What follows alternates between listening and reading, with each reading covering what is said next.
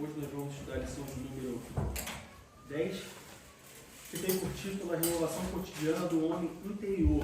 E aí eu queria saber quem lembra da semana passada, nós falamos sobre o homem, nós falamos sobre que o homem é composto por 3 partes. Dessas 3 partes, nós falamos sobre o corpo na aula passada, né? E aí, quando nós falamos sobre o corpo, logo no início da lição, nós falamos sobre a tricotomia do homem, ou seja, o homem ele é dividido em corpo, alma e espírito. E aí, essa divisão nós temos o homem exterior e o homem interior. Então, hoje nós vamos falar sobre a renovação cotidiana do homem interior. E esse homem interior corresponde a que parte do ser humano? Quando a gente fala homem interior, a gente está falando de que parte? Da alma. Da alma e mais de quê? E do espírito. E do espírito. Né? Nós vimos no passado que o homem é composto de corpo, alma e espírito. Nós vimos isso na Bíblia. E aí nós vimos também na Bíblia que quando a Bíblia fala de homem exterior, ela está falando do corpo, da carne. Quando ela fala do homem interior, ela está falando da alma e do espírito. Na lição de hoje a gente vai ver sobre o homem interior. Nós vamos ver como que nós sofremos interiormente, né? Doenças da alma, doenças do espírito. Nós vamos ver o que a Bíblia fala sobre isso para nós e principalmente contrapor isso com as ideias que existem hoje no mundo sobre o homem interior, sobre como que, principalmente até mesmo algumas igrejas, como que elas tratam essa questão do homem interior. Bom, o nosso texto base se encontra em 2 Coríntios, capítulo 4, do versículo 11 ao versículo 18. E assim nós, que vivemos, estamos sempre entregues à morte por amor de Jesus, para que a vida de Jesus se manifeste também em nossa carne mortal. De maneira que em nós opera a morte, mas em vós a vida.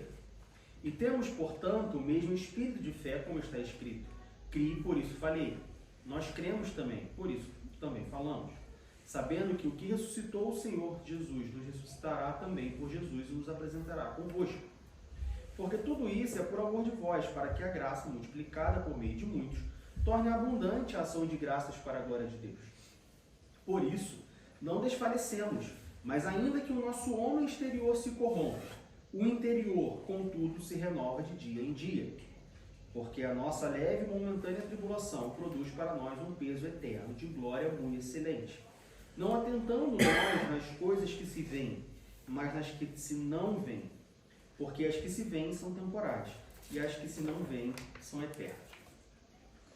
Bom, meus irmãos, eu imagino que não seja surpresa nenhuma de que, de acordo que no nosso dia a dia, nós vivemos ali o que está escrito em Romanos capítulo 8, versos 22 e 23.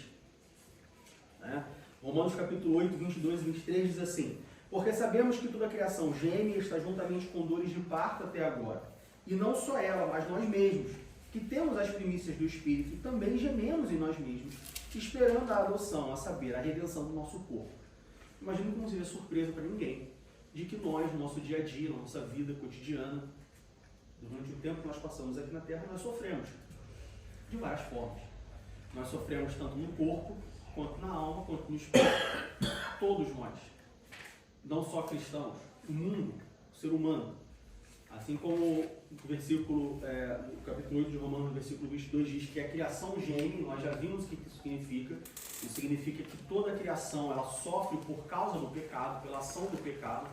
Muita gente, já falou sobre isso aqui também, muita gente acredita, muita gente acha que a consequência do pecado no homem foi só a mulher ter dor para ter filho e o homem trabalhar.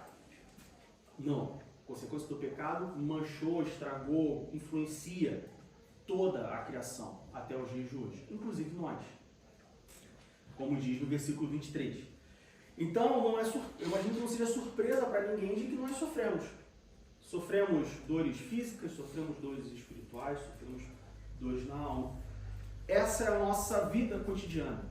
Não existe uma pessoa sequer que não passe por um problema, que não sofra alguma coisa. E no contexto da lição, mais especificamente no homem interior. Ah, mas eu conheço uma pessoa que ela está sempre sorridente, sempre feliz, ela não tem problema. Não, você que não vê o problema dela. Todos nós temos problemas. É que uns conseguem passar pelo problema ou viver no problema de uma forma diferente dos outros. Uns externalizam mais do que os outros, uns internalizam mais do que os outros. Tem gente que está destruído por dentro, mas por fora está com sorriso no rosto, mas você não vê. Tem gente que já externaliza, já mostra logo que está sofrendo, e aí talvez consiga mais ajuda, enfim. Mas o fato é que todos nós sofremos, de acordo com Romanos capítulo 8, 22 e 23. Quando a gente vai para 2 Coríntios capítulo 5, versículos 2 e 4, 2 Coríntios capítulo 5, versículos 2 e 4, diz assim: e por isso também gememos, desejando ser revestidos da nossa habitação que é do céu. Porque também nós, os que estamos neste tabernáculo, gememos carregados, não porque queremos ser despidos, mas revestidos para que o mortal seja absorvido pela vida. Ou seja, durante toda a nossa vida secular, nós vamos sofrer, nós vamos passar por dificuldades. Isso é inerente ao ser humano, isso não tem como mudar. E é importante a gente ter essa plena consciência, essa plena convicção. E aí, claro, a gente vai falar sobre como lidar com isso, mas o primeiro ponto é a gente ter essa convicção de que até mesmo, inclusive, se não vou dizer os sofrem mais, mas inclusive os cristãos. Por que a gente tem que partir desse ponto, dessa premissa?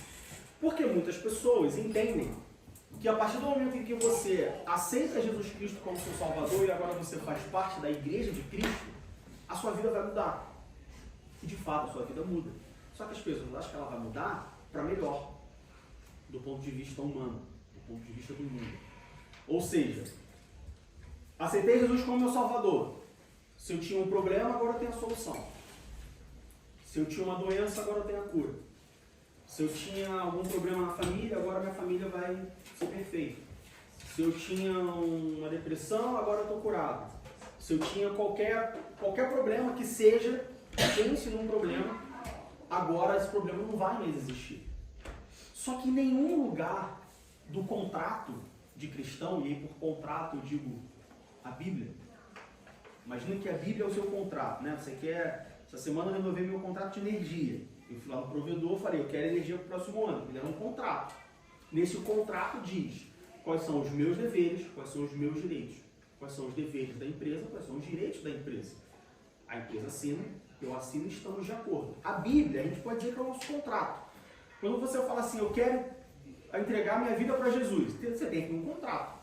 Se você lê esse contrato, em nenhum momento nesse contrato ela fala, olha só, a partir do momento que você entregar sua vida para Jesus, tudo vai mudar. Né? Cinderela, sapatinho de cristal. Isso não acontece.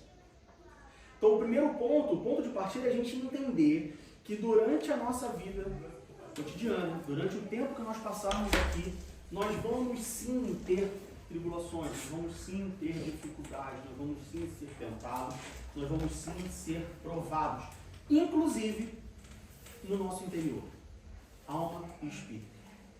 Isso acontece com todos, com uns mais, com outros menos, uns lidam mais, melhor, outros lidam pior, mas isso vai acontecer. De novo, Jesus, Deus, em toda a revelação da palavra de Deus, a Bíblia, ele nunca prometeu que nós não teríamos problemas, sejam eles físicos, mentais, espirituais, de qualquer natureza que seja. No entanto, em 2 Coríntios capítulo 4, no versículo 16, o apóstolo Paulo diz, por isso, não desfalecemos, mas ainda que o nosso homem exterior se corrompa, ou seja, ainda que a minha carne se corrompa, ainda que o meu corpo se corrompa pelo pecado, o interior, ou seja, o homem interior, contudo, se renova de dia em dia. Então, o que o apóstolo Paulo fala é o seguinte, olha, vocês vão sofrer, vocês vão passar por dificuldades, vocês vão passar por problemas.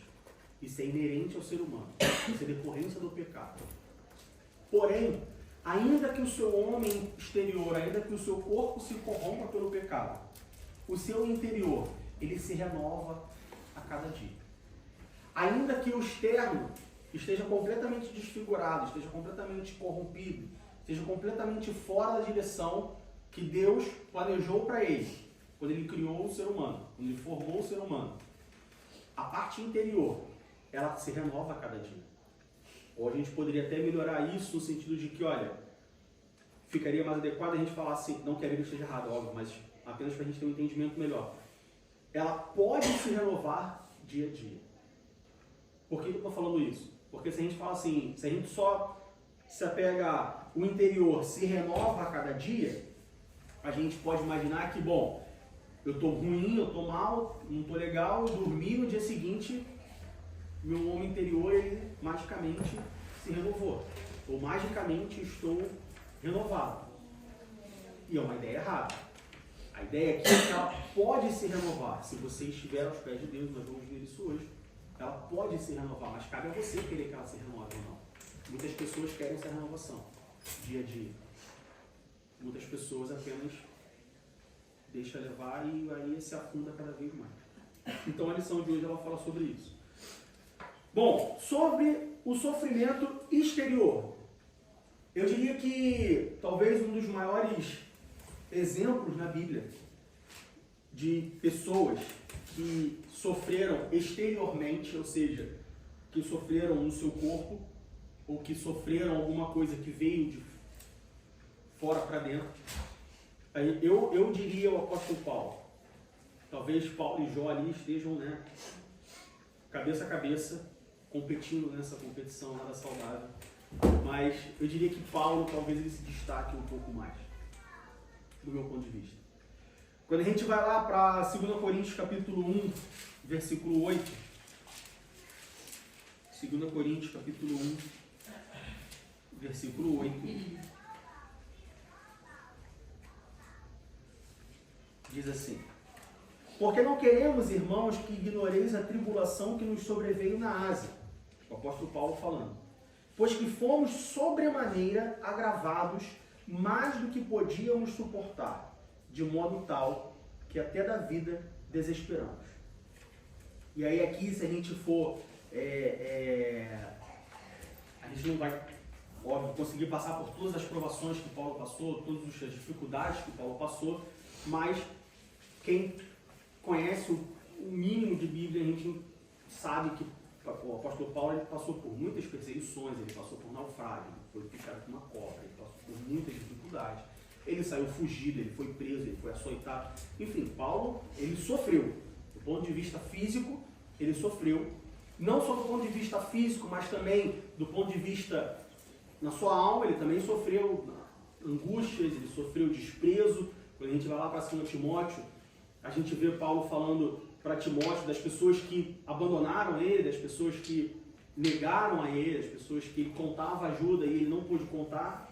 Não é um sofrimento físico, mas se você já passou por uma situação dessa de contar firmemente com uma pessoa e na hora que você precisa da pessoa, a pessoa simplesmente vira as costas para você, talvez seja pior do que um sofrimento físico. Né? Muita gente fala assim, é pior que um soco na cara. De fato, uma traição, ela dói mais do que se alguém chegasse para você e te batesse, pisasse no seu pé, fizesse uma coisa física com você. Então o apóstolo Paulo sofreu. Ele sofreu a ponto de aqui, no versículo 8, ele fala assim, pois que fomos sobremaneira agravados mais do que podíamos suportar. Ou seja, nós fomos, nós sofremos, nós padecemos mais do que nós poderíamos suportar. De modo tal que até da vida desesperamos. Ou seja, Paulo ele passou por um momento onde as esperanças dele chegaram a tipo, caramba, chegou o fim da linha. O apóstolo Paulo. Olha, chegou o fim da linha. Não sei mais o que eu faço. Né? Imagina Paulo falando assim, olha, não dá mais para mim. Perdi a esperança, acabou. Já passei por um monte de coisa, mas isso aqui para mim não dá. E aí, de novo, se a gente olha para o apóstolo Paulo e a gente vê esse comportamento, eu não sei você, mas eu, Diego, eu falo assim, bom, então, estou no lucro ainda. Estou no lucro do meu sofrimento até agora, estou no lucro de perder a esperança, porque se o apóstolo Paulo perdeu a esperança, não que ele seja um santo, não que ele seja um semideus, não, uma pessoa normal, mas que pelos seus escritos, pelo seu testemunho, nós vemos que ele tinha uma vida, né, bem ali, próxima da santidade. Ele tinha uma vida realmente no altar, como a gente fala, se ele chegou a ponto de sofrer tanto, de perder as esperanças, então eu no meu dia a dia, quando eu falo assim, Deus, não aguento mais, me leva porque, olha só, já chegou no meu limite. Ainda que eu esteja, né, reclamando com Deus, mas eu imagino que Deus fala assim, não, olha só, tá tranquilo, porque Paulo já fez isso lá atrás e fica tranquilo. Então, a gente vê que o sofrimento do homem, mais especificamente do crente, e aí a gente está falando para crentes, então, o sofrimento do crente, ele vai acontecer. Não importa quem você seja, não importa quanto tempo você tem na igreja, não importa se você tem algum cargo, alguma função na igreja, não importa se você é pai, se você é mãe, se você é filho, tio, avô, não importa, ele vai acontecer. É algo que vai acontecer. Ah, meu irmão, mas eu tenho 50 anos de idade, eu tenho 40 anos de crente e até agora a minha vida foi uma maravilha. Olha só, vai acontecer. Em algum momento você vai passar por isso. Não é que eu esteja, você está trazendo maldição para minha vida, você está falando a palavra de maldição, você está gorando. Não, olha só, é bíblico. Tem que acontecer. Todo mundo passa por uma situação dessa. Então esteja preparado. E o que a gente vai ver hoje é saber como reagir a essa situação. Porque, de novo, é algo que todos passam. Uns mais, outros menos, um com mais intensidade, outros com menos intensidade, uns lidam melhor, outros lidam pior, mas todos passam, porque é assim que é a nossa vida. Então o ponto de partida é, ser crente não significa que você não vai passar por um sofrimento. Ser crente não significa que a sua vida vai ser uma maravilha, não vai. O acordo não é esse. Os termos do contrato não é esse. Se fosse esse, Jesus me falava, olha só, negue-se a si mesmo, tome a sua cruz e me siga. Jesus deixa bem claro. Se alguém, nessa relação entre nós e Cristo, achamos que alguém está enganado nesse acordo, certamente não é Jesus. Porque desde o início ele fala, quer me seguir? Negue-se a si mesmo, tome a sua cruz e me siga. Ou seja, o que você quer, o que você se interessa, o que você se importa, o que você procura, está em último lugar. Negue-se a si mesmo, ou seja, não é mais a tua vontade, não é mais o que você quer, não é mais aonde você quer, não é mais como você quer. Tome a sua cruz, ou seja, tome o seu fardo, carregue o seu peso, carregue a sua dificuldade, carregue os seus problemas e me segue, vem atrás, me segue, né? Eu estou vindo, eu falo, ó, me segue. Eu vou e você vem atrás. Você não vai na frente liderando o caminho. Você tem que ir atrás de Jesus Cristo. E ele vai pelo caminho e você só vai seguindo ele. Então esse é o nosso ponto de partida. Quando a gente olha de novo para a vida de Paulo, lá em 2 Coríntios capítulo 11, do verso 23 ao verso 27, 2 Coríntios capítulo 11, do 23 ao 27. Paulo ele faz menção a todos os sofrimentos que ele já passou por causa do Evangelho de Cristo. 2 Coríntios capítulo 11, do verso 23 ao verso 27. São ministros de Cristo? Falam como fora de mim. E eu ainda mais, em trabalhos muito mais, em açoites mais do que eles, em prisões muito mais, em perigo de morte muitas vezes. Recebi dos judeus 5 quarentenas de açoites menos 1. 3 vezes fui açoitado com varas, 1 vez fui apedrejado, 3 vezes sofri naufrágio, 1 noite e 1 dia passei no abismo. Em viagens muitas vezes, em perigos de rios, em perigos de salteadores, em perigos dos da minha nação, em perigos dos gentios, em perigos na cidade, em perigos no deserto, em perigos no mar, em perigos entre os falsos irmãos, em trabalhos e fadigas, em vigílias, muitas vezes em fome e sede, em jejum, muitas vezes em frio e nudez. Ou seja, o apóstolo Paulo ele lista uma série de problemas, de dificuldades, de tribulações que ele passou. E de novo, se você comparar com o apóstolo Paulo, eu pelo menos, quando eu comparo a minha vida com o apóstolo Paulo, sempre que eu estou numa dificuldade, olho para o apóstolo Paulo, eu falo assim, ainda falta um pouquinho para eu chegar lá. Se ele conseguiu, certamente eu consigo. Eu só preciso cair na real, ver o que ele fez e fazer igual que, como ele fala, sejam meus imitadores, porque assim eu sou de Cristo. Então a gente consegue começar a ter uma clareza, começar a ter uma ideia de como a gente faz para passar por esses problemas, para passar por essas dificuldades, mais especificamente sobre o homem interior, alma e espírito. Porque o corpo, veja bem, não tem muito o que você fazer, parece, eu não vou dizer que é mais fácil, mas é o que é mais simples e direto você passar pelas dificuldades do corpo.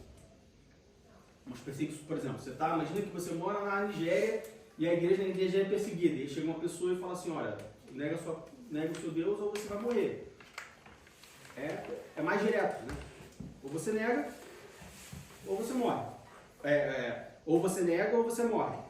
Você vai negar? Não vou negar, vou morrer. Então tá, então você vai morrer. Então você vai ser preso, então você vai ser escoteado. E aí é uma dor física que você recebe, que é uma coisa, assim, não que seja mais tranquila, então eu prefiro uma dor física que uma dor espiritual. Não estou falando isso, estou falando que é uma coisa mais simples de se resolver, uma coisa mais direta, uma coisa mais palpável.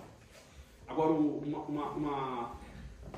uma depressão, um sentimento de abandono, uma tristeza, uma angústia, é uma coisa mais difícil de você lidar. Não tem um remédio que você possa tomar e pronto, acabou, você acorda nesse dia de manhã. Dor de cabeça, você toma um Norinho, passou algumas horas, você está melhor. Então, quer falar uma coisa? Não é como um momento de dor, como tu falou. Você é apedrejado, é só um momento de dor, um dia passa, tá, beleza? E outra questão que tu falou do espiritual, é você passar 1 mês, 2 meses, 3 meses com aquele Satanás fazendo coisa na vida do cidadão, tu ora e a coisa nunca melhora, de certa forma é mais pesado do que você deve passar 30 minutos sendo apedrejado, considerando que se livre, evidentemente, e que você passar às vezes 3, 4, 5 meses naquela mesma luta, você chega num momento que você já não tem mais pânico. Exatamente. Não. Exatamente. Lá em 2 Timóteo, capítulo 3, versículo 12, o apóstolo Paulo, 2 Timóteo, capítulo 3, versículo 12, o apóstolo Paulo vai falar o seguinte: e também todos os que piamente querem viver em Cristo Jesus padecerão perseguições. E aí, a gente pode, talvez, ampliar um pouco esse termo perseguição, sem fugir do sentido bíblico, de que, olha só, vocês vão padecer. Se vocês querem piamente viver pelo meu nome, vocês vão padecer. Vocês vão sofrer perseguições físicas, vocês vão sofrer perseguições, perseguição no sentido que a gente já conhece, de perseguir a igreja, de excluir e tal, mas vocês vão padecer. Isso vai acontecer com vocês. Então, de novo, por que eu estou batendo bastante nessa tecla? Primeiro, para a gente fugir da ideia de que, olha, sou crente, minha vida agora é uma maravilha. Minha vida estava destruída, eu estava tudo problemático, e agora você tem Jesus, e agora tudo vai ser um caminho de luz, um caminho colorido, felicidade, minha vida agora vai só para cima. Não, olha só, não é isso. Tá? E segundo, preparar. Esteja preparado. Para você não ser pego de surpresa e falar, ai caramba, o que aconteceu aqui? Por que eu estou me sentindo desse jeito? Por que eu estou passando por isso? E agora, o que eu faço? Não, só, esteja preparado. Se não aconteceu, vai acontecer. Porque isso é o Evangelho. Diga. O testemunho, a minha cunhada, ela fala assim, se eu estou fora da igreja, eu estou melhor do que dentro. Quando eu entro é uma tribulação. Já ouvi muito também. Nossa, eu falo, se você estiver fora vai ser pior. Não, mas é pior quando eu estou, então. Infelizmente, eu diria que... E aí desiste, aí continua. Ou até o contrário, né? Da situação, que tem pessoas que enxergam lá de fora, né? Mas você não é crente, você não está na igreja, você não está lá no círculo de oração, você não ora, você não pede oração para o pastor, para as irmãs do círculo de oração, por que você está passando por isso? Angustiado. Porque não entende, né? Acha que a vida do cristão é uma paz. Esse comercial de margarina. Isso aí. Que tudo dá certo, que tudo é bonito o tempo todo. Não é. Mas o pessoal começou a vender isso, né? Essa teologia da prosperidade começou a vender isso, né? E aí esse ainda é o pensamento lá de fora, das pessoas que olham para o crente e acham que porque é cristão, porque está ativo na obra do Senhor, servindo ao Senhor, a vida dele é um mar de rosas. E aí isso vem para dentro da igreja, como o Luiz falou, né? Não, vamos propagar aí que a sua vida pode ser um comercial de margarina. Né? Você vai vencer, você vai ter só bênção, vai ter só vitória, vai ter só prosperidade financeira, tudo mais. Exatamente. E o que então... Tá, eu entendi que a minha vida não vai ser uma maravilha. Eu entendi que eu tenho que estar preparado para isso. E como que eu me preparo para isso? Quando isso acontecer, se já não estiver acontecendo, o que eu faço? Vamos para a Bíblia. Primeiro vamos ver o exemplo de alguém que fez isso e como que resultou, qual foi o resultado disso, né? Vamos lá. 2 Timóteo capítulo 4, versículo 7. 2 Timóteo capítulo 4, versículo 7. Famoso versículo de Paulo falando para Timóteo: combati o bom combate, acabei a carreira e guardei a fé. Então aqui nós temos um testemunho pessoal de Paulo falando: olha, combati um bom combate. Combate luta, né? Então olha só, eu lutei. A gente vê que não foi passei minha vida aqui, a casa da praia, tudo certo, tudo tranquilo, acabei minha vida. Não, combati um bom combate. Eu lutei. Eu fui lá, lutei. Combati. Espada, escudo. Às vezes tomei um golpe aqui, um golpe ali. Eu combati um bom combate. Acabei a carreira, ou seja, fui até o final. Não larguei pela metade. Fui até o final. Tinha que ir do ponto A ao ponto B, eu fui do ponto A ao ponto B. Guardei a fé. Bom, então a gente tem pelo menos uma pessoa, o relato de uma pessoa, e aí de novo, se a gente volta lá atrás, a gente crê que a Bíblia, a palavra de Deus, a inspiração divina, completa e plenária da Bíblia, então, de fato existia uma pessoa chamada Paulo, que passou por todas as dificuldades, que nós já lemos aqui algumas delas, que combateu o bom combate, né? Acabou a carreira e guardou a fé. Então a gente conhece pelo menos uma pessoa que conseguiu passar pelas dificuldades da vida, pelos problemas da vida, não só físicos, mas também interiores, e que teve sucesso. Podemos concordar nisso? Então a gente tem um exemplo de uma pessoa que passou exatamente pelo que nós eventualmente passamos e que teve sucesso. Bom, então, que é possível, é possível. A gente consegue. O segundo passo é, bom, eu sei que é possível, né? Imagina que você agora eu quero escalar o Monte Everest. A primeira coisa que você faz é, vem cá, o Monte Everest, ele é escalável? Aí você vai lá e fala, não, é escalável. Tem pelo menos uma pessoa que conseguiu subir lá em cima. Tá, então, conseguir subir, eu também consigo. Se uma pessoa conseguiu, eu também consigo. Agora, como que essa pessoa subiu? O que essa pessoa fez? Então vamos ver qual foi a preparação, qual foi o equipamento, quando foi e tudo mais, para a gente poder replicar aquilo e também conseguir subir o Monte Everest. Paulo conseguiu passar por todos esses problemas. Como que ele conseguiu passar por esses problemas? Bom, vamos lá. 2 Coríntios capítulo 1, versículo 9.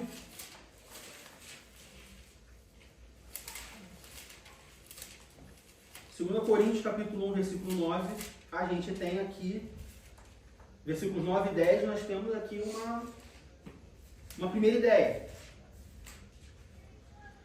2 Coríntios capítulo 1, versículos 9 e 10 diz assim: mas já em nós mesmos tínhamos a sentença de morte, para que não confiássemos em nós, mas em Deus, que ressuscita os mortos, o qual nos livrou de tão grande morte e livrará em quem esperamos que também nos livrará ainda. Então, o primeiro passo, o primeiro exemplo que a gente toma é: não confie em você, confie em Deus. Paulo, que padeceu de tudo nessa vida, tudo que seria possível, a gente pode colocar assim, pode assim dizer, ele fala: olha, eu consegui, eu combati o bom combate, eu acabei a carreira, eu guardei a fé. Siga o meu exemplo. O que você fez, Paulo? Primeira coisa, eu não confiei em mim, eu confiei em Deus. Ou seja, o primeiro passo para nós enfrentarmos as dificuldades, passarmos por essa vida e termos uma vida próspera, é confiar em Deus. Digo, mas próspera? Você acabou de falar, teologia da prosperidade? Vamos lá para Salmo capítulo 1 e a gente vai ver o que é prosperidade na Bíblia. A Bíblia fala de prosperidade? Fala. Claro que fala. Salmo capítulo 1, do verso 1 ao verso 6. Capítulo 1 inteiro do livro de Salmo. Aqui nós temos o que é a prosperidade à luz da Bíblia. Salmo capítulo 1 diz assim: bem-aventurado o varão que não anda segundo o conselho dos ímpios, nem se detém no caminho dos pecadores, nem se assenta na roda dos escarnecedores. Antes tem o seu prazer na lei do Senhor, e na sua lei medita de dia e de noite. Pois será como uma árvore plantada junto a ribeiros de águas, a qual dá o seu fruto na estação própria, e cujas folhas não caem, e tudo quanto fizer prosperará. Não são assim os ímpios, mas são como a moinha que o vento espalha, pelo que os ímpios não subsistirão no juízo, nem os pecadores na congregação dos justos, porque o Senhor conhece o caminho dos justos, mas o caminho dos ímpios perecerá. Isso é prosperidade na Bíblia. Mais especificamente, versículo 3, que diz: pois será como a árvore plantada junto a ribeiros de água, a qual dá o seu fruto na estação própria, cujas folhas não caem, e tudo quanto fizer prosperará. Isso é prosperidade. Primeiro passo para a gente alcançar essa prosperidade, para a gente ter uma vida próspera.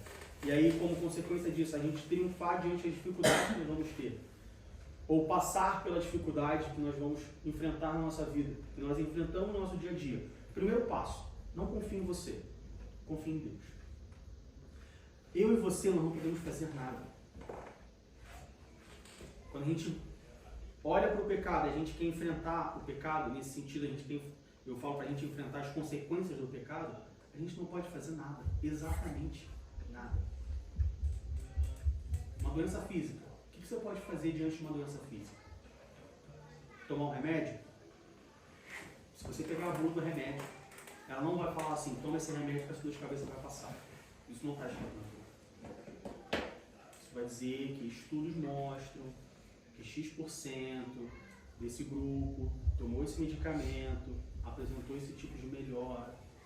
Nenhum remédio vai te falar, olha, se você tomar esse remédio 3 vezes ao dia, durante uma semana, essa sua doença, esse seu problema, esse seu sintoma, ele vai acabar. Nenhum remédio fala isso. E isso, para mim, é a maior prova de que, olha só, não adianta eu confiar em mim. Eu preciso confiar em Deus. Essa é a primeira coisa que nós temos que fazer. Independente do seu problema, independente da sua dificuldade, independente da sua dor, independente do que você passa, o primeiro passo é: não confie em você. Confie em Deus. Não ache que você vai resolver sozinho. Não ache que você vai passar pelo problema sozinho. Você precisa de Deus. Eu preciso de Deus. Essa é a primeira coisa. Lembra que eu falei no início? Que Jesus fala: negue-se a si mesmo, tome a sua cruz e me siga.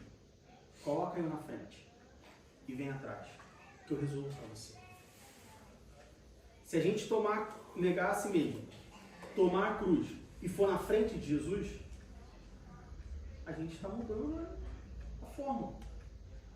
É igual quando você vai fazer, eu acho interessante que você vai fazer um bolo, por exemplo, você pega a receita e aí diz assim: pega o trigo, mistura com leite e depois acrescente os ovos.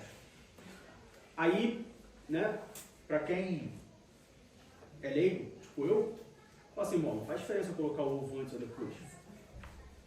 Aí eu coloco o ovo, coloco o leite e depois coloco o trigo. Desanda.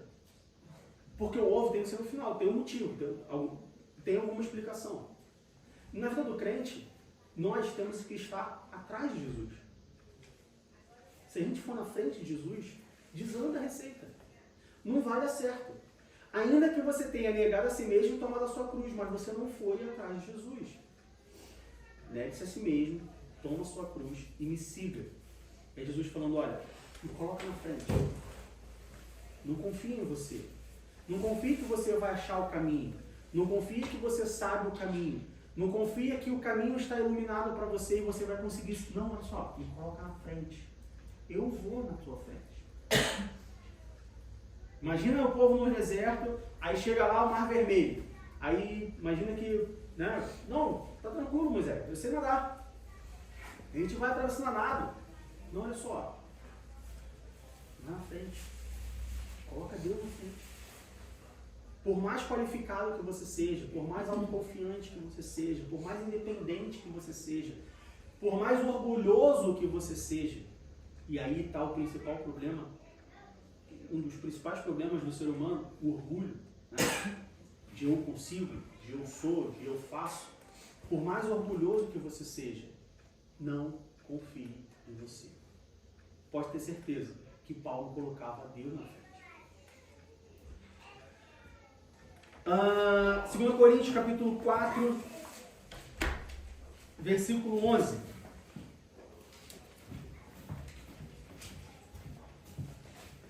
Segunda Coríntios capítulo 4, versículo 11.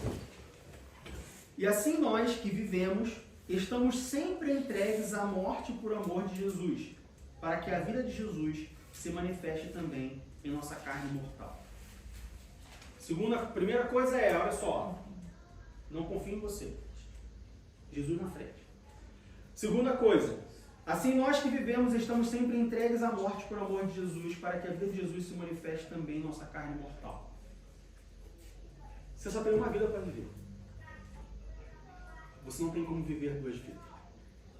Sim, Diego, eu sei, lá em Hebreus já diz que ao homem cabe morrer somente uma vez, depois de 20 anos. Olha só, você só vive uma vez. Ou você vive a vida mundana, ou você vive a vida eterna. Você só tem uma vida para viver. Eu e você, nós temos que escolher qual vida nós queremos viver. Diego, eu não estou entendendo. Vou repetir. Ou você vive a sua vida mundana, sua vida terrena, essa vida que você vive, ou você escolhe viver essa vida, ou você escolhe viver a vida eterna. As duas você não pode, você não consegue viver. Você tem que escolher uma em detrimento da outra. Se você quiser viver 100% essa vida terrena, você consegue. Você vai viver. Mas você não vai conseguir viver 100% da vida eterna. É uma... Em inglês o termo seria compromise. Não.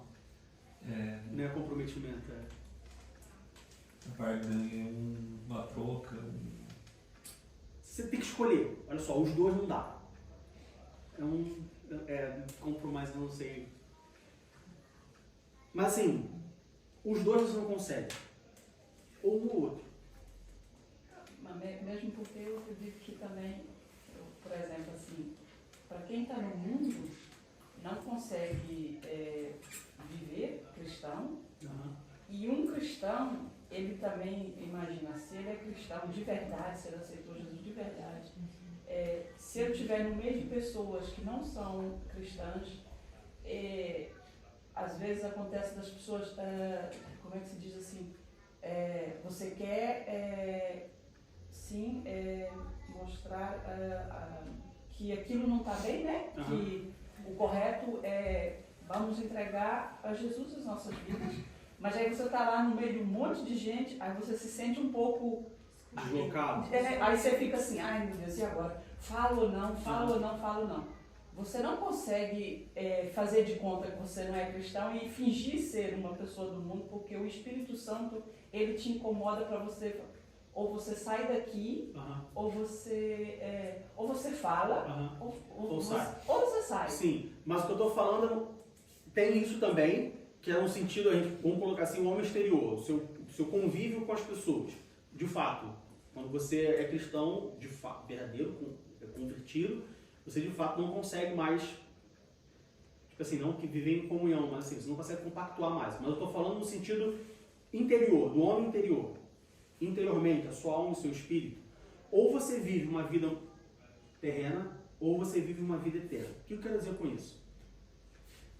Se você viver a sua vida no sentido de que nem a Letícia falou, né, da tua cunhada, da cunhada dela. Porque você entrou para a igreja e agora você está com mais problemas do que antes. E aí, se você ficar nessa noia, de não, eu estou com problema, como que eu resolvo um problema, preocupado com a vida terrena, você não consegue viver a sua vida espiritual, a sua vida eterna. Quer falar? Tesouro de Deus. Posso me comprometer? Claro. Do momento? Estava comentando com a Elisângela ainda, eu acho que ontem, a respeito parecido com isso, tem pessoas que às vezes, mesmo a gente, às vezes eu, pelo menos no meu começo, eu não estava devidamente firmado na palavra, e tinha algumas pregações, às vezes que eu escutava, ou às vezes mensagem através de outra servo ou servo de Deus que me entregar, e eu escutava uma outra coisa e eu não gostava do que eu ouvia. E aí chegou um momento que eu percebi assim, que eu estava de certa forma com um pé na igreja e um pé no mundo. Mas aí, em cima desse muro, acabava que eu não conseguia, digamos, usufruir da vida com Deus e nem da vida com o mundo. Porque se eu fizesse coisa errada com o mundo, eu sabia que, vou ser grosso, levava um raio na cabeça de jornal. E se eu quisesse viver a vida com Deus, eu ia ter que abrir mão do pecado. Aí ficava nesse tema, meio assim, no final das contas, o cidadão não aproveita nada. Exatamente. E vai acabar indo para o inferno, porque você está vendo, está só no Deus. Exatamente. Você não consegue ter as duas coisas. Na verdade, a forma como eu enxergo isso é como se fosse um morto-vivo. Porque quando a gente está vendo a vida humana, a vida carnal, é como se fosse uma vida de morte, certo? E a vida espiritual é a vida de vida. Então quando você fala assim, é como se fosse um zumbi, né? Tipo, você está andando, só que você não é nem morto nem vivo. Só que, por exemplo, se você olhar tipo, ou ver um zumbi, em nenhum momento você fala assim, acha que esse cara está vivo. Você só acha, não, esse daí definitivamente está morto, eu não sei porque ele está andando. Então quando alguém olha uma pessoa que é carnal, tentando ser espiritual, fala assim, olha, eu sei que ele está mexendo, mas esse daí não tá vivo. E aí o que acontece, pelo menos nesse exemplo que você está falando, que eu sinto às vezes é isso. A nossa natureza morta às vezes grita, e aí você fala assim, não, mas ó, o que você está pedindo já nem mais faz parte da minha vida. Isso aí. E é uma batalha sempre, mas assim, é como se no momento que você cede, você se torna um morto-vivo. E morto-vivo não é vivo. Não é vivo. Exatamente. E aonde que a gente vê isso na Bíblia? 2 Coríntios, capítulo 12, versículos 9 e 10. 2 Coríntios, capítulo 12, versículos 9 e 10, diz assim: E disse-me, a minha graça te basta, porque o meu poder se aperfeiçoa na fraqueza. De boa vontade, pois, me gloriarei das minhas fraquezas, para que em mim habite o poder de Deus. Pelo que sinto prazer nas fraquezas, nas injúrias, nas necessidades, nas perseguições, nas angústias, por amor de Cristo, porque quando estou fraco, então sou forte.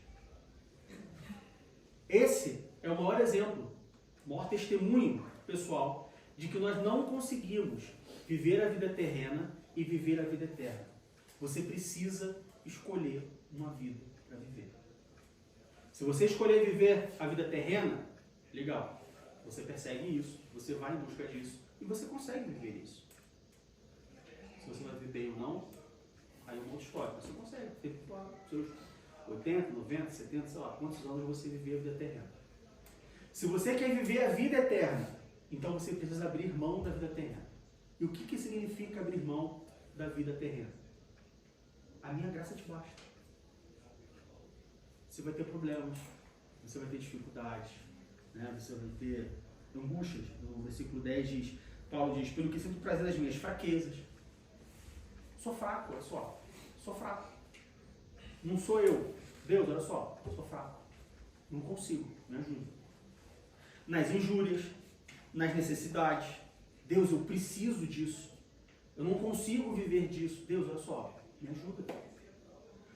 Nas perseguições, nas angústias, por amor de Cristo. Porque quando estou fraco, então sou forte.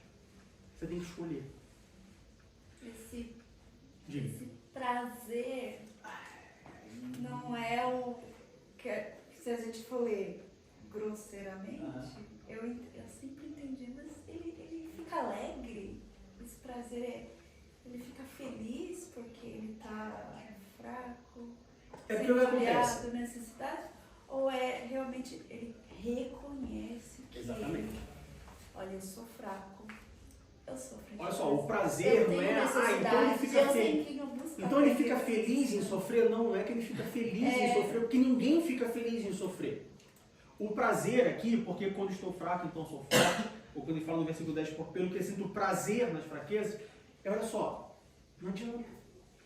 É o reconhecimento. Olha só, não dá, não consigo. Eu preciso, Deus, eu preciso de ajuda. Entrego. Eu não quero mais fazer, sabe? Eu não quero mais. Sabe quando você tem ali Mas é sempre? Hã? Mas aí sempre você tem que fazer isso?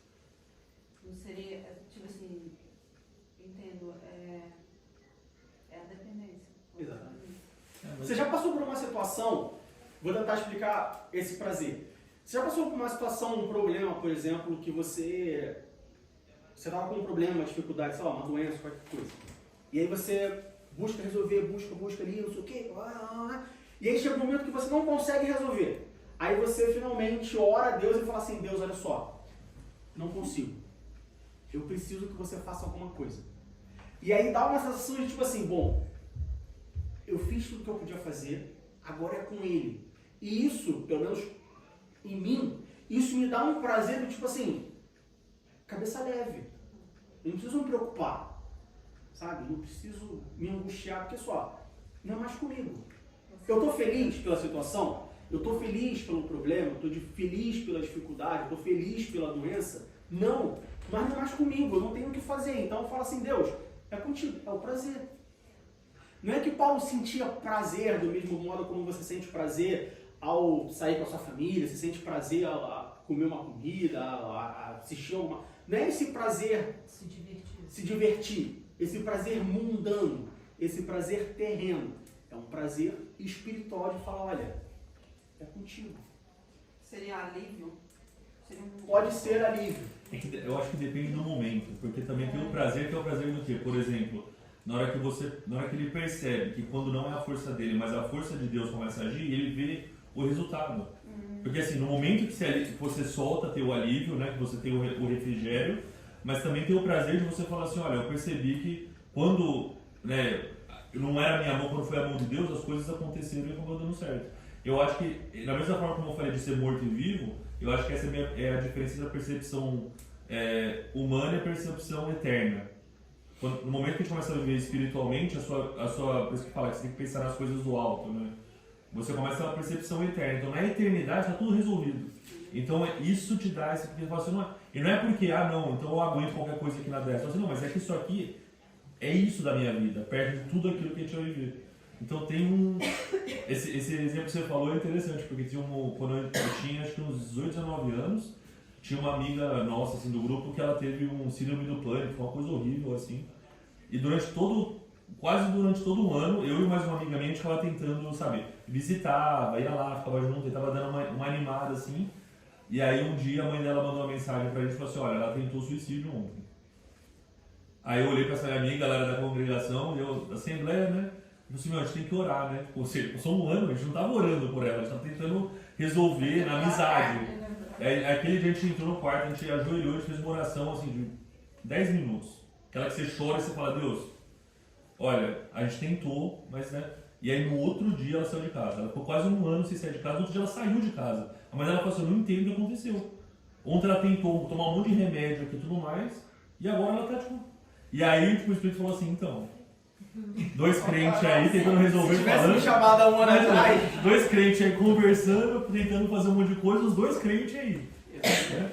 E aí eu acho que pra mim é isso, né? Você percebe e fala assim, nossa Deus, realmente na hora que entrega, dá pra confiar. Essa convicção que ela vai se fortalecendo, é um prazer também. É um prazer para a alma de você falar, olha, eu tenho um pai, eu tenho quem cuida, eu tenho alguém que está no controle da situação.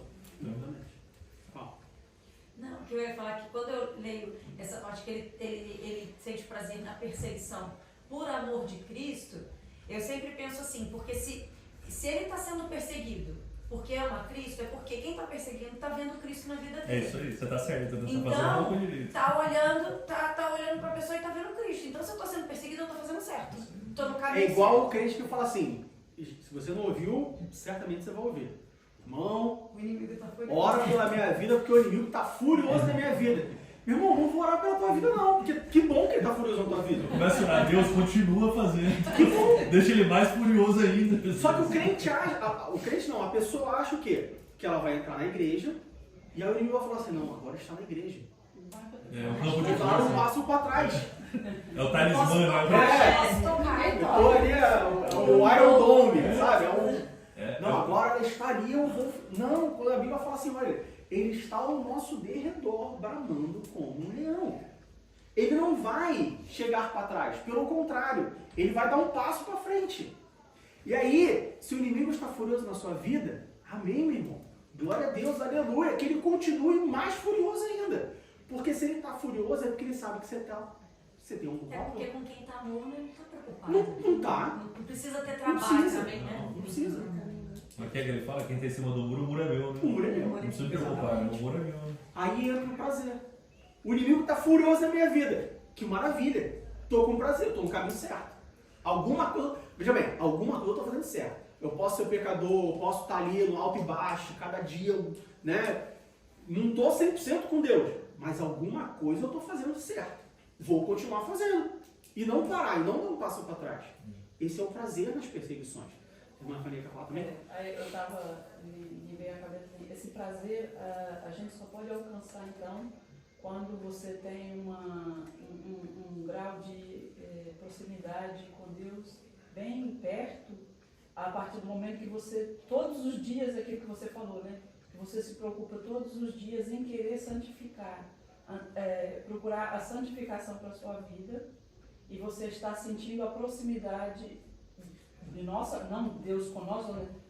Mas sim de nós, da gente estar procurando a presença de Deus todos os dias, só assim é que nós podemos então dizer que nós sentimos esse prazer, né?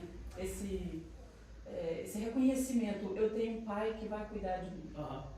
Eu diria que, sabe a história do ovo e da galinha? Quem nasceu primeiro, o ovo ou a galinha? Ah, quem nasceu primeiro foi o ovo. Tá, mas para o ovo nascer, a galinha teve que colocar o ovo. Ah, então quem nasceu primeiro foi a galinha. Tá, mas a galinha nasceu primeiro, ela veio de um ovo. Ah, tá, então, sabe? Ovo e galinha. Eu diria que esse é o tipo de situação que é ovo e galinha. Para eu sentir prazer, eu tenho que estar próximo de Deus, tenho que me santificar. Mas eu tenho as adversidades da vida. Para eu me santificar, eu preciso ter prazer, porque não adianta eu me santificar blasfemando. Eu chego para Deus e chutando pedra no caminho, também não adianta. Então, você tem que quebrar um dos dois. Quem precisa dar o primeiro passo não é Deus. Não. Por que não é Deus? Nós é que somos os pecadores. Nós é que precisamos da presença. Jesus já foi Nós é que colocado temos na que cruz, buscar. Ele já deu o Ele já primeiro deu o passo. primeiro passo. Entende? Deus ele já deu o primeiro passo. Lá atrás, quando ele falou assim, Jesus, vai lá e morre pela Maria, ele já deu o primeiro passo. Nós damos sempre o segundo. Entende? E aí é uma coisa constante. Quanto mais santificado você está, mais prazer você sente. Quanto mais prazer você sente, mais santificado você está. Entende? É uma coisa constante. Uma movimenta a outra. Uma movimenta a outra. Ainda olhando por exemplo de Paulo. 2 Coríntios, capítulo 4, versículo 16. Paulo diz assim, a primeira parte do versículo, né? 2 Coríntios 4,16, Paulo diz assim, por isso não desfalecemos. O que é desfalecer? É a hora que você fala assim, tipo, desfaleceu de cansaço. Tá tão cansado que você chega em casa assim, ó, você não tira nem a roupa. Você só senta e desfaleceu. Acabou. Faz o que quiser aí, porque olha só. Não importa banho, comida, seu sapato tá apertado, você tá frio. Desfaleci, acabou. Acabou. Entrega. Entrega as taças. Paulo fala, não desfaleça. No popular, não chute o pau da barraca, porque ela vai cair em cima de você. O crente ele não pode desfalecer. Se ele desfalecer, ele perde tudo. Qual o segredo de Paulo? Ele não desfaleceu. Não desfaleça. Não chute o pau da barraca. Não largue para lá. Ah, quer saber? Olha só. Eu achei que ia ser bom. Tá uma porcaria. Não tô curtindo esse negócio de ser crente. Como a cunhada da irmã Letícia falou, olha só. Tá pior na igreja do que no mundo. Então, quer saber? Tô fora. Não faça isso. Porque vai ficar pior. Por que vai ficar pior? Ou você vive a vida terrena, ou você vive a vida eterna. Se você chutar o pau da barraca, você vai viver a vida terrena. Mas você não vai viver a vida eterna. Se você não desfalecer, você vai viver uma vida miserável na terra. Mas você vai viver uma vida plena na eternidade. Então não desfaleça. Não desista. Paulo ele fez o quê? Combati o bom combate, acabei a carreira, ele não desistiu. E nós já vimos que teve momentos que ele duvidou da própria vida.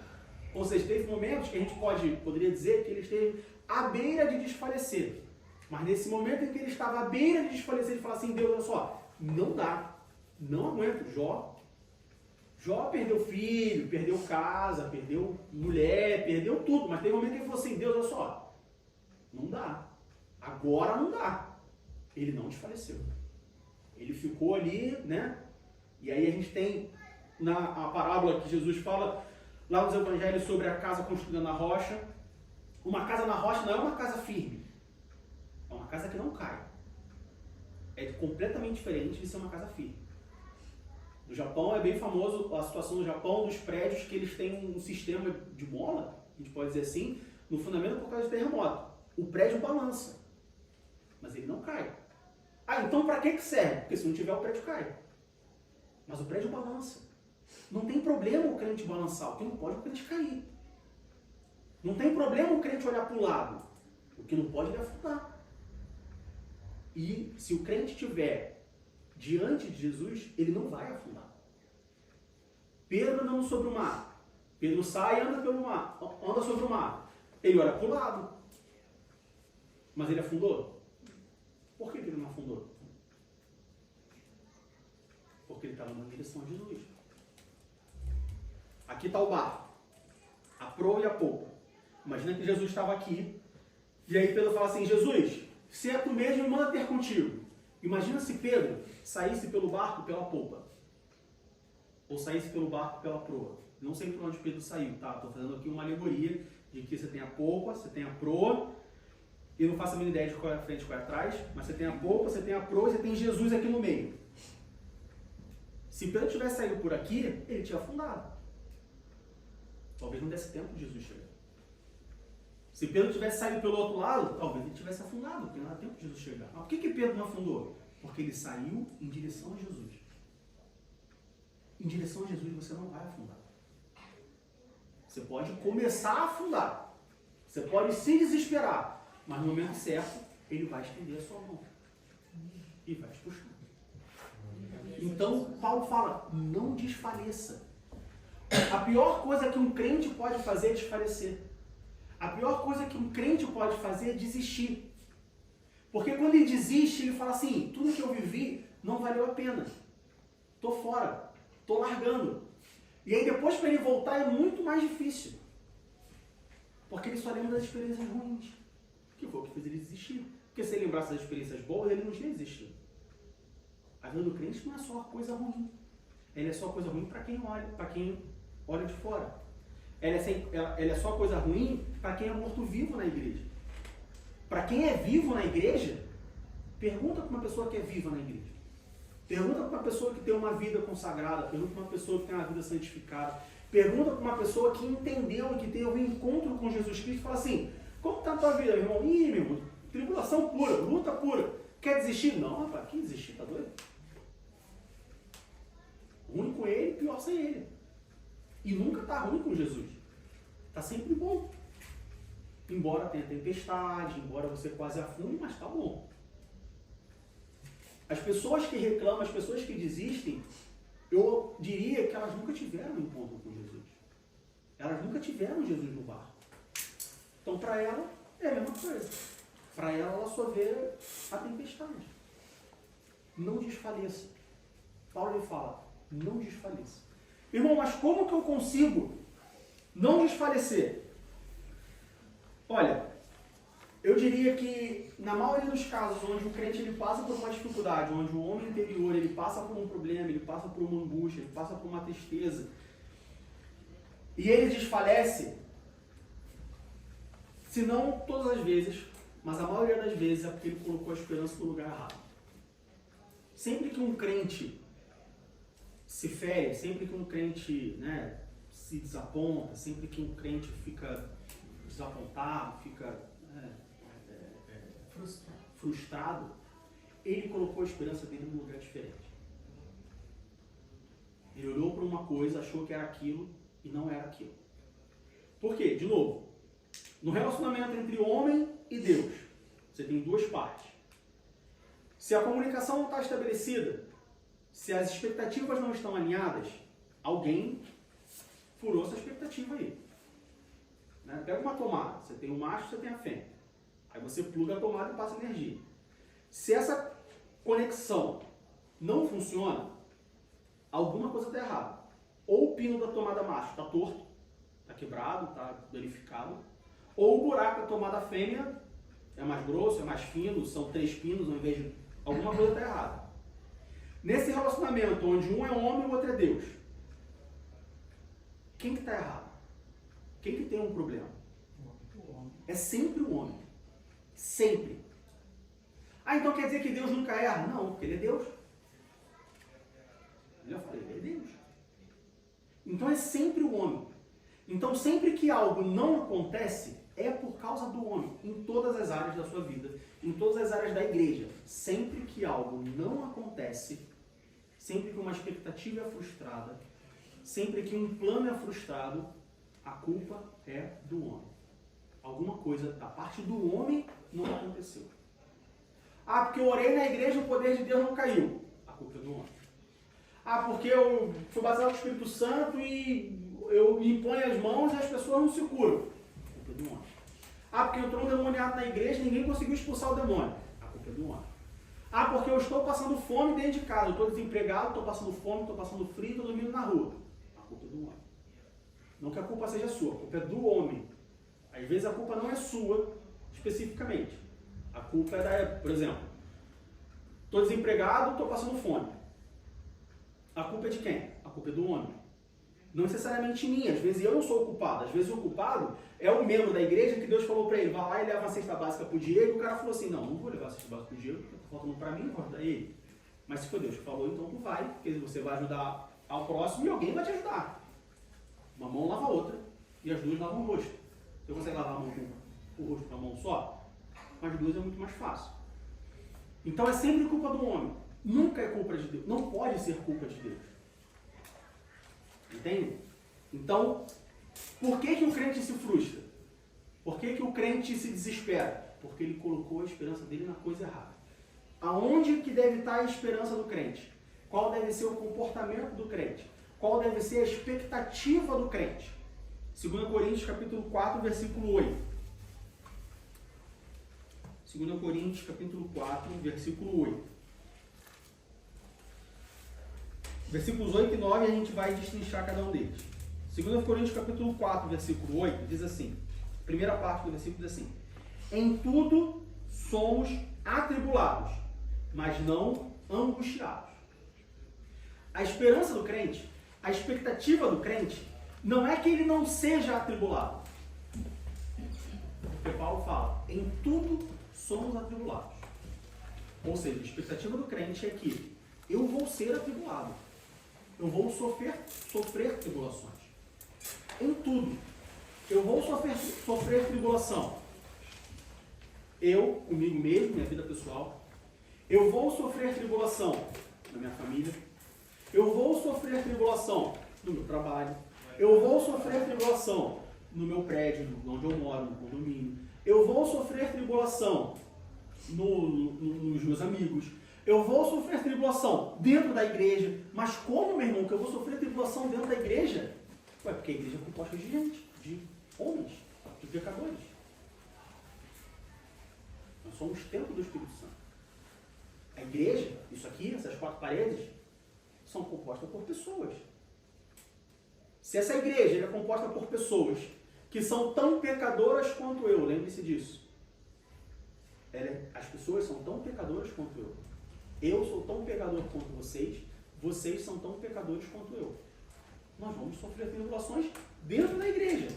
Só que aí ele diz assim, em tudo somos atribulados, mas não angustiados. Tribulação, você vai passar. A expectativa não é que você não passe por tribulação. A expectativa é que você passe pela tribulação, mas não se angustie com ela. Tribulação vai acontecer. O que não pode é eu me angustiar com essa tribulação. O que não pode é eu esmorecer com essa tribulação. O que não pode é eu... Não, que tribulação? Como assim? Sou crente? Estou passando por tribulação? Isso não pode acontecer. A expectativa não é não ter tribulação. Se você está nessa ideia, a sua expectativa está errada. Em tudo somos atribulados, mas não angustiados. Segundo, perplexos, mas não desanimados. Vai chegar momentos em que você vai passar por uma situação que vai ficar, caramba, como assim? Como assim isso aconteceu? E a gente teve exemplo, não tem um mês. Como assim? O pastor, né, deu uma casa lá no povo aí, falou e tal, e as pessoas saíram da igreja e vou sair também. Também Não gostei do que o pastor falou. Não, só perplexo, mas não desanimado. Se a sua expectativa está em não ficar perplexo, não ficar surpreso, e não ter um evento extraordinário, tipo, isso nunca vai acontecer. Somos todos aqui uma família, assim bem ajustados, vivendo em amor, em comunhão. Todo mundo gosta de todo mundo. Todo mundo convive bem com todo mundo. Não, isso é no céu, meu. Na terra vai ter um que olha atravessado, vai ter um que não dá bom dia, vai ter um que pisa no pé, vai ter um que vai acordar pistola, que vai chegar na igreja, né? Daquele jeito que vai te olhar e... Bom dia, meu irmão. Bom dia o quê? O que já tem de bom? Vai ter. O que não pode é você desanimar. Se você desanima com essas coisas, se você desanima porque o pastor deu uma cajadada, porque você desanima, se você desanima porque você não foi bem tratado no domingo na igreja, se você desanima porque ficou chateado com alguma coisa, a sua expectativa está errada. Porque essas coisas elas vão acontecer. Não é uma questão de si, é uma questão de quando. Você tem uma igreja com 10 pessoas, é uma maravilha. Você tem uma igreja com 20 pessoas, é bacana. Você tem uma igreja com 50 pessoas, já começa a mudar. Estamos orando para um lugar maior. Aqui tem 37 metros quadrados, se não me engano. Vamos para um lugar de 200 metros quadrados. Bom, teoricamente, uma matemática simples. Se você for uma igreja que é 7 vezes maior, teoricamente, eventualmente, você vai ter 7 vezes mais pessoas. Então, se você tinha 50, você vai ter 350. Você vai ter 7 vezes mais problemas. Se hoje tem uma pessoa na igreja que você olha e fala assim, não gosto dessa pessoa, daqui a pouco vai ter 7 pessoas desse jeito. Se você não aprende a lidar com uma pessoa, como que você vai lidar com 7 pessoas? Então aprenda a lidar com uma, aí vai chegar a segunda, aí você já sabe como lidar com uma, você já sabe como lidar com a segunda. Aí vai chegar a terceira, tu já lida com 2. Lidar com uma, mais uma, é moleza. 3, 4, 5, 6, 7. Porque vai acontecer. Perplexos, mas não desanimados. Surpresos, mas não desanimados. Vai acontecer, meu. Se ainda não aconteceu, é uma questão de tempo. Vai acontecer. Em algum momento a tua vida vai desmoronar. Em algum momento você vai olhar e falar, caramba, o que aconteceu comigo? Eu não estou jogando praga na sua vida, eu não estou jogando maldição na sua vida. Eu estou falando, olha só, a palavra de Deus diz, perplexos, surpresos, mas não desanimados. Em algum momento vai acontecer. Alguém vai ficar doente, alguém vai morrer, alguém vai passar por uma dificuldade. É a vida. Terceira coisa, 2 Coríntios capítulo 4, aí no capítulo 4, versículo 9. Perseguidos, mas não desamparados. Em algum momento da sua vida, você vai ser perseguido. Está no contrato. Lembra do contrato? Assinado por Deus? Está no contrato. Em algum momento, você vai ser perseguido. Mas, Diego, eu moro na Alemanha e eu planejo ficar aqui na Alemanha. A Alemanha é um país livre, onde todos podem professar a sua fé sem qualquer tipo de perseguição. Em algum momento, você vai ser perseguido. Não sei por quem, não sei quando, não sei de que forma. Só sei pelo porquê. Por amor a Cristo. Em algum momento, você vai ser perseguido. Ou você vive vida terrena, ou você vive a vida eterna. Se você quer viver a vida eterna, em algum momento você vai ser perseguido. Só que aí no versículo 9 diz, perseguido, mas não desamparado. Perseguido, mas não sozinho. Vão vir atrás de você, mas atrás de você tem um exército. Atrás de você tem um anjo. Atrás de você tem Jesus Cristo. Você vai ser perseguido. Ah, mas eu ainda não fui perseguido. Que bom, maravilha. Você tem mais tempo para se fortalecer. Para quando você for perseguido, você... Não, tá tudo bem. Tá tranquilo. Maravilha, que bom. É mais tempo que você está tendo. É mais tempo de treinamento. Né? Ah, passei 20 anos no exército. Meu país nunca entrou em guerra. Que bom, você tem 20 anos de treinamento. teoricamente, depois de 20 anos, quando seu país entrar em guerra, você vai estar muito mais preparado do que se seu país entrasse em guerra com 2 anos de exército. Que bom! O que você está fazendo nesse tempo que você não está sendo perseguido? Está olhando, né? Está em Nárnia, eu falo para as crianças, está na Disney? Às vezes as crianças estão na rua, né? Eu falo, está na Disney? Está olhando aí. O que você está fazendo na igreja? Enquanto você não está sendo perseguido. Está na Disney? Está em Nárnia? Está olhando, as paredes, que bonito. Ai, os louvores tocam no meu coração. Em algum momento você vai ser perseguido. Foi o que a Fabiana falou. Se você não for perseguido, alguma coisa está errada. Se você não for perseguido, é porque você não está levando a palavra de Cristo com você. Não existe um cristão que não é perseguido, gente. É que quando a gente fala de perseguição, a gente fala, né, de morte, de trancar a igreja e botar fogo, de nega Jesus ou morre. Claro que a gente não afeta a casa. As pessoas, né, é a perseguição hollywoodiana. Você imagina que existe, veja bem, existe. Em vários lugares do mundo existe esse tipo de perseguição. Mas num país como a Alemanha, num país como o Brasil, num país como, né, pelo menos a maioria dos países europeus, você não tem essa perseguição, né, plástica, assim, essa coisa. Talvez você tenha em alguns lugares mais, outros menos, mas não. É difícil você encontrar esse tipo de perseguição, mas, pessoal, você tem que perder um amigo por causa de Jesus Cristo. Você tem que perder um relacionamento, você tem que enfraquecer um relacionamento, você tem que sofrer alguma... É incompatível você seguir a Jesus Cristo e não sofrer nada. E não perder nada. O relacionamento com Jesus não é um relacionamento só de ganhar. Você tem que perder. Você tem que perder alguma coisa. Fala. Me vem assim a cabeça. Isso é necessário porque, se a gente for comparar até com a nossa vida terrena, né?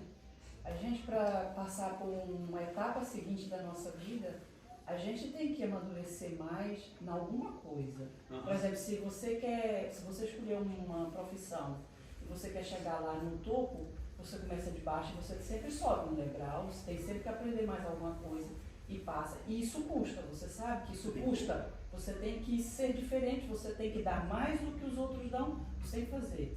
Então, por que seria diferente com a nossa vida espiritual? Não é?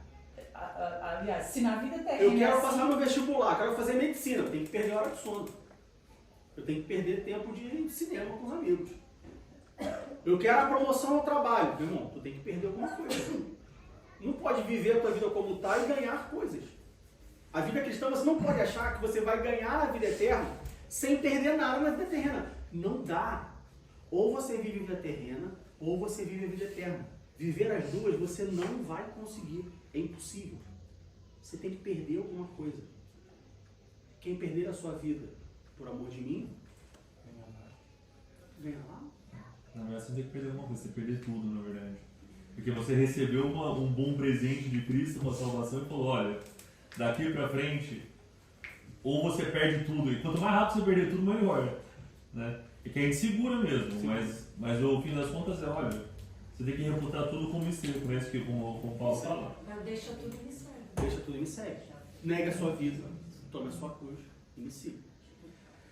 Quarta coisa, 2 Coríntios capítulo 4, versículo 9, a segunda parte do versículo, que diz assim: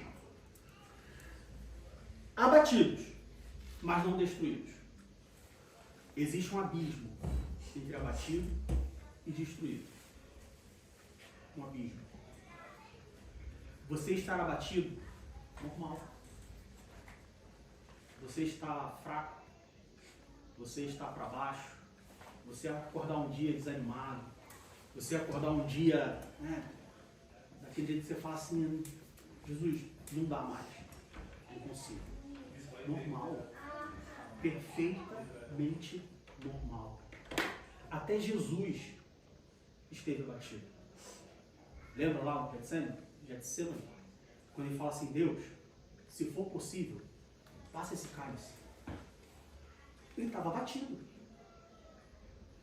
Jesus, 100% homem, 100% Deus, o Filho de Deus, que sabia o plano, veja bem, desde o início ele sabia o que ele ia fazer, ele sabia que ele ia morrer, ele sabia de tudo.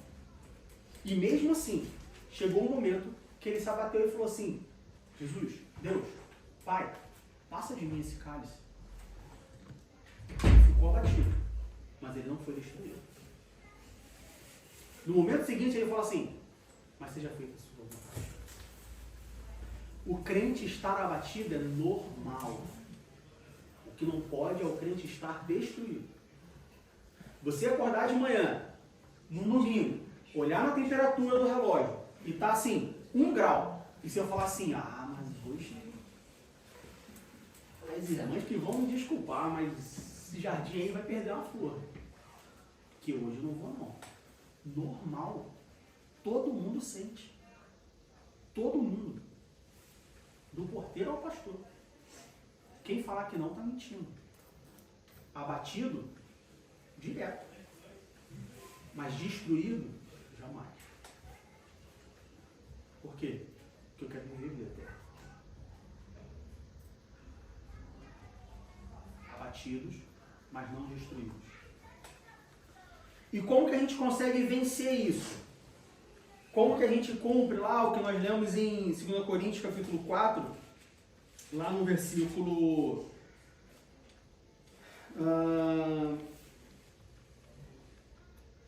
no versículo 18, no versículo 16, por isso não desfalecemos, mas ainda que o nosso homem exterior se corrompa, o interior contudo se renova de dia em dia. Como que eu consigo renovar o meu homem interior? Como que eu consigo renovar as minhas forças? Como que eu consigo fazer com que a perseguição não me deixe sentir desamparado, que estar abatido não me deixe ser destruído, que estar atribulado, que ser atribulado não me deixe ser angustiado, que estar perplexo não me deixe desanimado. Como que eu consigo fazer isso? Meu irmão, muito bonito o seu discurso. Adorei, maravilha, palmas para você, eu achei interessante, você apontou tudo que eu sinto, achei legal, mas tá, e aí? E amanhã de manhã, quando eu acordar de manhã, eu falo assim, o que eu faço? Como é que eu faço isso? Bom, vamos lá para João, capítulo 14. João, capítulo 14, versículos 16 e 17.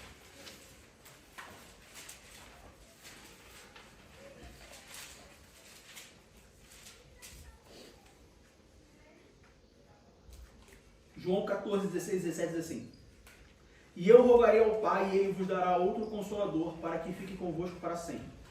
O Espírito da verdade, que o mundo não pode receber, porque não o vê nem o conhece, mas vós o conheceis, porque habita convosco e estará em vós. O primeiro passo é pedir ajuda do Espírito Santo.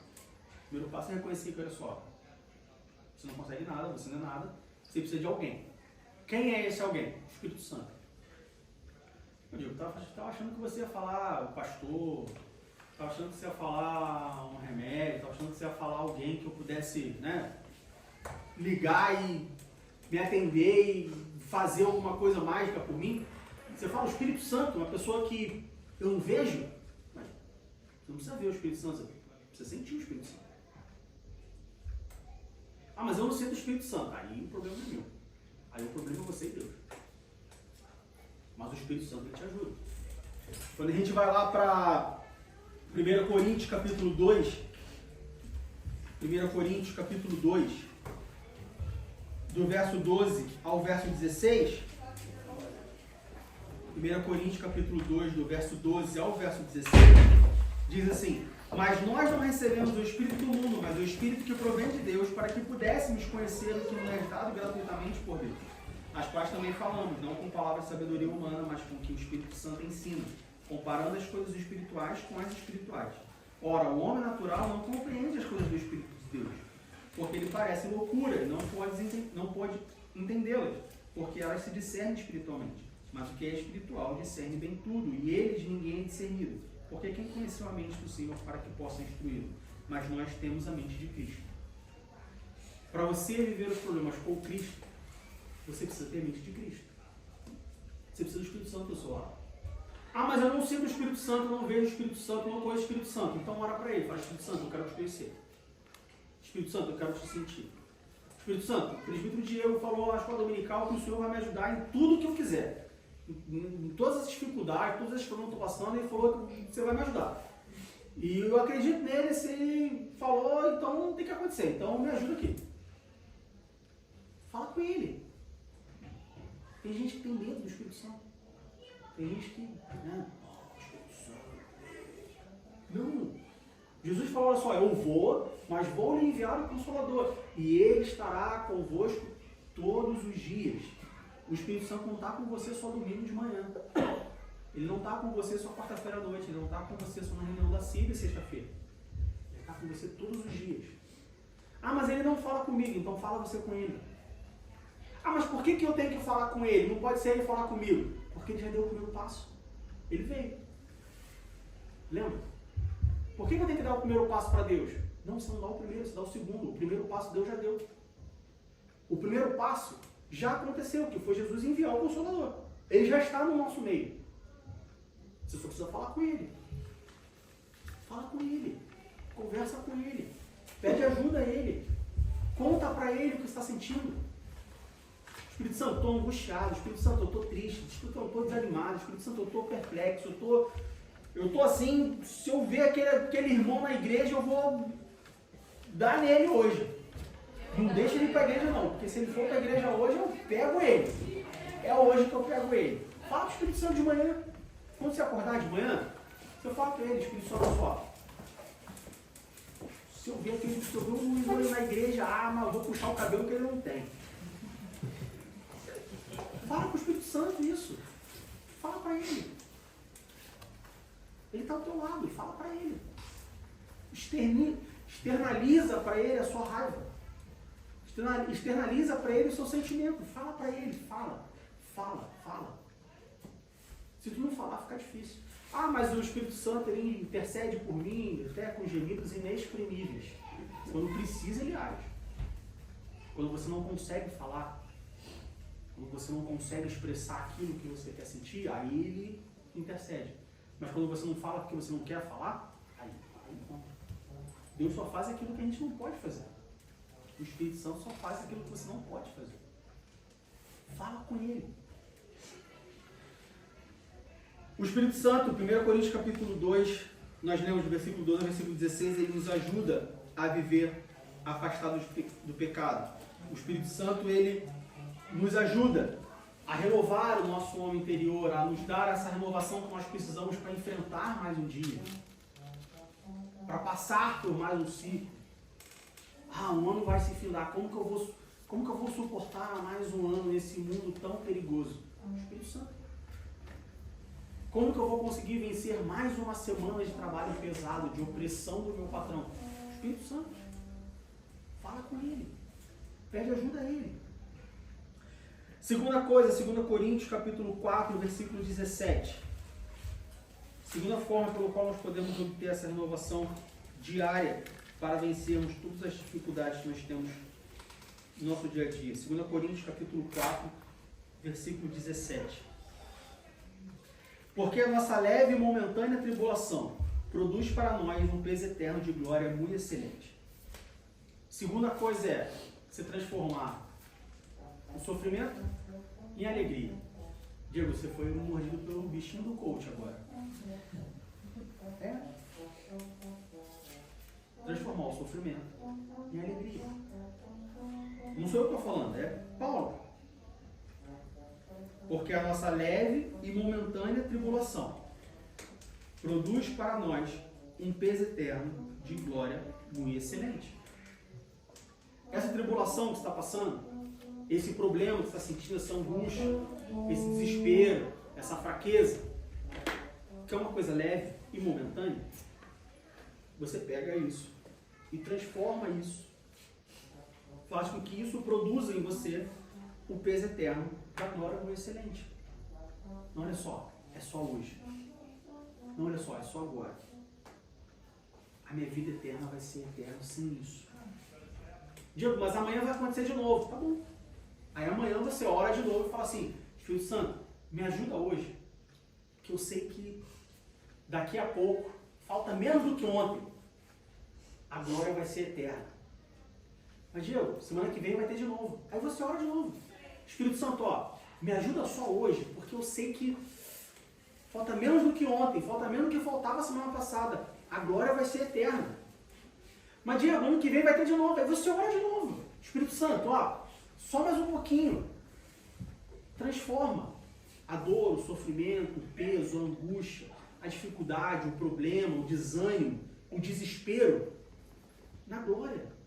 Você não consegue viver uma vida terrena e uma vida eterna. Ou você vive uma, ou você vive outra. Foca na eterna. E pega o Espírito Santo para te ajudar a transferir, a transformar essa angústia, esse problema, esse peso, essa tristeza, esse desfalecimento, esse desânimo, essa perseguição na glória. Fala para ele, Espírito Santo, me mostra como é que vai ser. Me ajuda, me dá um refrigério, me dá um sinal, fala comigo, me mostra alguma coisa para eu poder, né, desapegar desse sofrimento, dessa tribulação, dessa angústia aqui na terra, e que eu possa mirar no céu e me animar de alguma forma. Transforma um em outro. Pode parecer papo de coach, mas nesse ponto está na Bíblia. Versículo 17, porque a nossa leve e momentânea tribulação. Toda tribulação que você vai passar, ela é leve e momentânea. Diego, como assim, Diego? Eu passo pela mesma tribulação já tem 15 anos. Eu passo pela mesma tribulação já tem 20 anos. E como que você fala que a minha tribulação é momentânea? Ela é momentânea. Ela é passageira. Sabe por que ela é passageira? Primeiro ponto, porque a palavra diz que nossa vida é um sopro. Nossa vida é um sopro. A gente já está em novembro. O ano começou ontem. Daqui a um mês, alguma coisa, vai ter 2024. Vai ser um sopro. Passa rápido. A nossa vida é momentânea.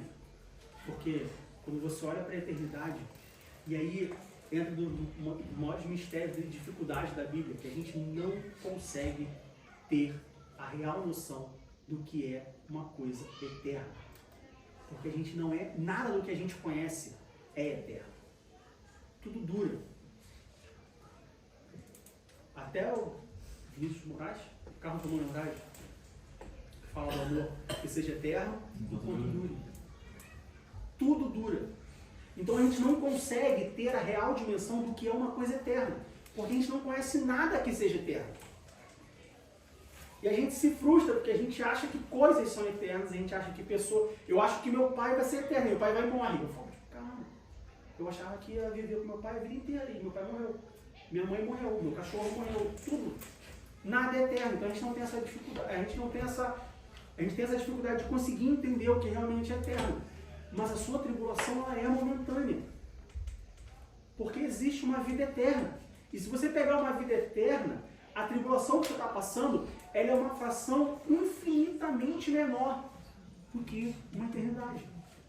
Quer ter uma noção? Nós temos aqui um salão que tem, se não me engano, 38 metros quadrados. Pega um grão de areia. Pega isso aqui, ó.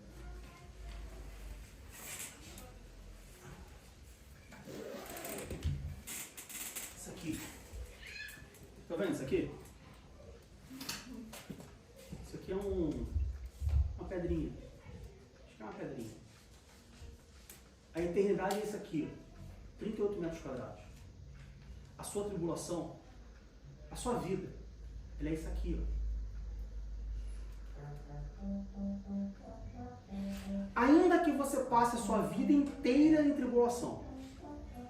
Vamos imaginar. Você nasceu, do momento que você já começou a tribulação. Aí você viveu 120 anos. Ninguém no mundo vive 120 anos. Mas você viveu 120 anos. E passou 120 anos atribulado. A sua tribulação, a sua vida é isso aí, ó. Cadê? Onde está o negocinho? Aqui, ó. Isso aqui. E a vida eterna essa sala aqui, ó. 38 metros quadrados. Consegue ter uma noção? Isso é a sua tribulação. E isso é a vida eterna com Jesus. Ela é ou ela não é passageira? Ela é ou ela não é leve. Não é nada. Não é nada. Não consegue ver onde está. Isso é sua tribulação. E isso é a vida eterna. Então sempre que você passar por uma tribulação, sempre que você passar por um problema, sempre que você passar por um desânimo, por um desespero, sempre que você se vê num momento que você fala assim, não dá. Eternidade. Isso é tribulação. Coloque a esperança aonde deve estar a sua esperança. Não olha para o lado. Não olha para daqui a 5 anos. Não olha para o que vai acontecer. Olha para a eternidade. Olha para o alvo. Olha para Cristo. Aqui está a nossa esperança. A nossa esperança não é viver no mundo sem tribulação. A nossa esperança não é vencer todas as batalhas. A nossa esperança ela não é triunfar no meio da dor. Não, a nossa esperança é Cristo. A nossa esperança é a vida eterna com Cristo Jesus eternamente. Eu tenho certeza que se você falar com o Espírito Santo, se você transformar a sua tribulação leve e momentânea na vida eterna, e se você tiver a visão de eternidade com Deus, você realmente entender, não, eu quero viver a vida eterna com Deus. O que acontece aqui na Terra, estou nem aí. Eu quero viver. Vamos abrir em Colossenses capítulo 3, versículo 2. Colossenses capítulo 3, versículo 2. O que diz aí?